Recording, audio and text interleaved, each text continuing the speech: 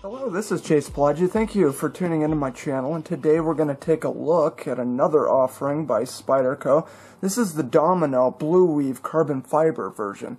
So it's a little bit different than the traditional Domino. The traditional one kind of had those laminate scales on there that were almost looked 3D, but looked really cool in pictures, but when you see one in person, it didn't look so neat to me.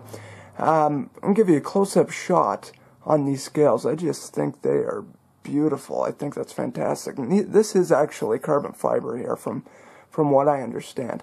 So I like this one a lot better, and that's the reason I decided to go with it. So we'll start off the design of the action on it.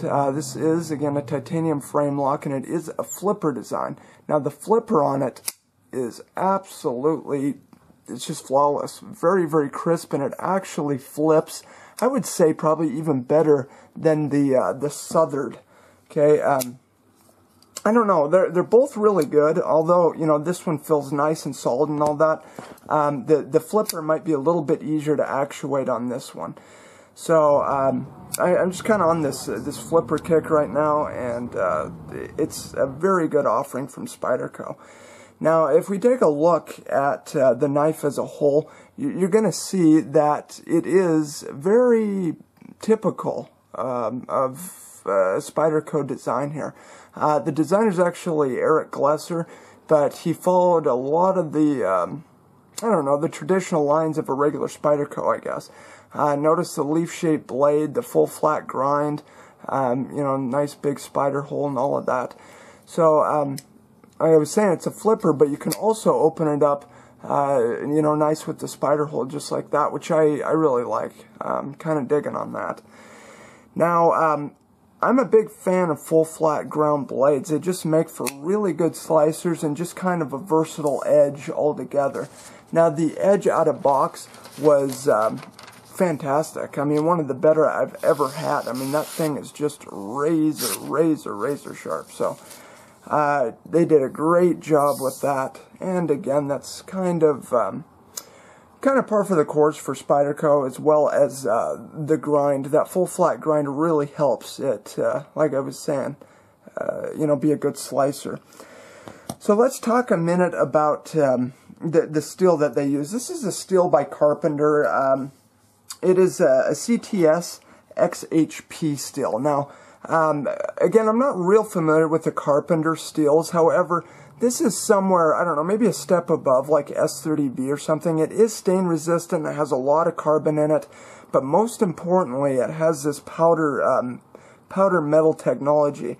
And why that is so important is if we were to look at this underneath a microscope, we would see like a uniform pattern. It almost looked like sand all the way across the blade.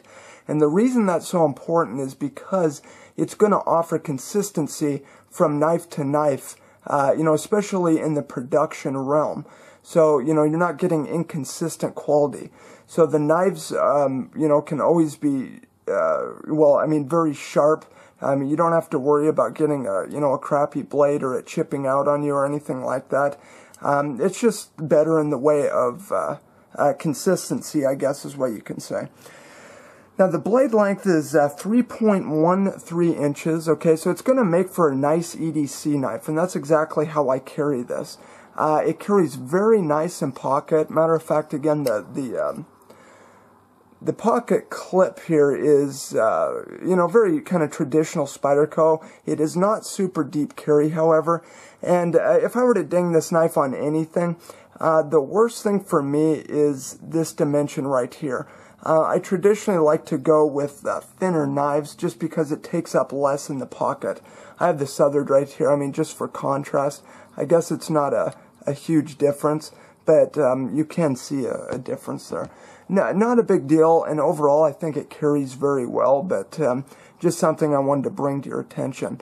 While we're talking about that pocket clip, it retains actually very nice, but what I like about it, it does come in the tip-up formation. But if you notice the holes here, here, and here, that's great for lefties, or if you want to switch your clip up, you have the freedom to do so, which I really like there. Now the blade is obviously a satin finish. You can even see kind of the grinding or milling marks on there. Again, just kind of a typical Spyderco all the way. I really look at the plunge line there, how they did that. The fit and finish on this knife is absolutely fantastic. Centering is very good. I guess I'll show you that right now. Centering is absolutely perfect, about what you would expect from Spyderco. You take a look at these standoffs that are polished in there. Okay.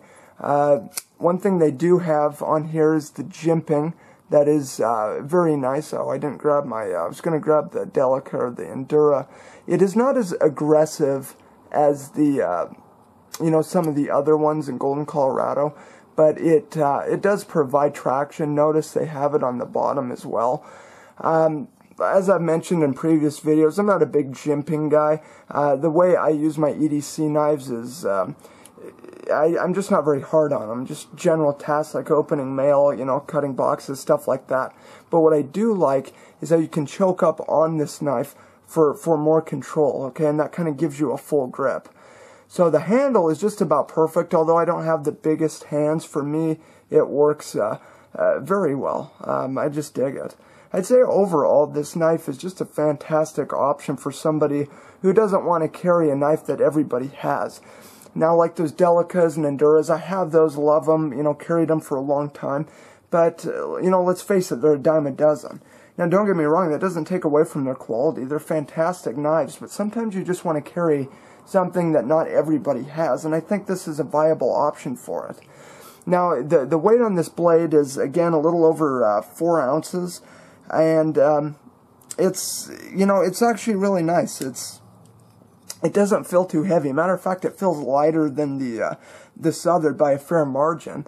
But they are pretty close in weight. The country of origin is Taiwan. Okay, which is interesting. It's just funny how some of their blades, some of the best blades, are made in Taiwan. Now, I don't know, I guess that might, just bum some people out. I guess so. If the quality is there, like I was saying in my previous video, the quality is there. Again, you'd like to see it made in Golden, Colorado, because that's where the company's from. But it is, it's a fantastic knife. I really don't know what else to say about it. But I just want to give you some quick shots again. Maybe close up on that carbon fiber. Just a beautiful knife.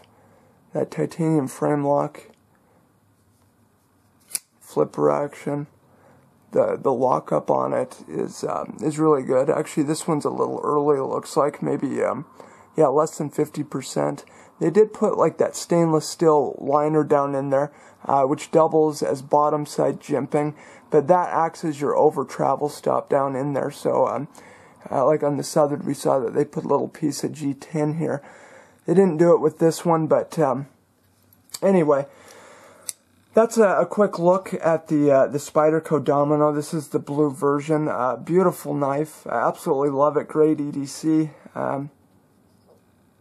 But that's essentially it. You guys, thank you so much for tuning into my channel. As always, if you have any questions, feel free to leave your mark in the comment section. If you did enjoy this video, feel free to like, share, favorite, subscribe. Anyway, until next time, this is Palagi, signing off.